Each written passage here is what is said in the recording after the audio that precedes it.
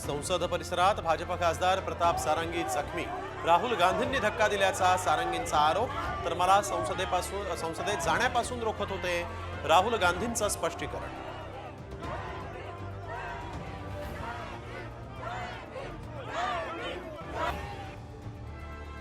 अधिवेशन संपल्यानंतर लाडक्या बहिणींना डिसेंबरचा हप्ता मिळणार। विधानसभेमध्ये मुख्यमंत्री फडणवीसांची मोठी घोषणा।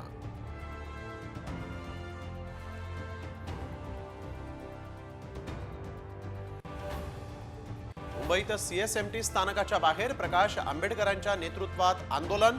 अमित शहांनी बाबासाहेब आंबेडकरांच्या बाबत केलेल्या वक्तव्यावरून वंचित बहुजन आघाडी आक्रमक।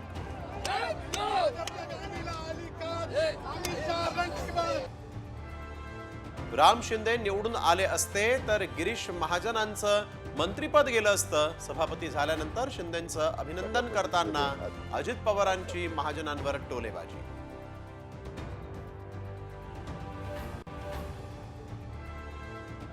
नाशिक जिल्ह्यातील राष्ट्रवादीतल्या नाराजीमुळेच भुजबळांना मंत्रिपद नाही।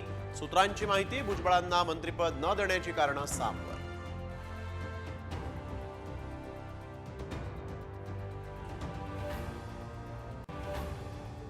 एलिफंटा बोट दुर्घटनेत 13 जणांचा मृत्यू।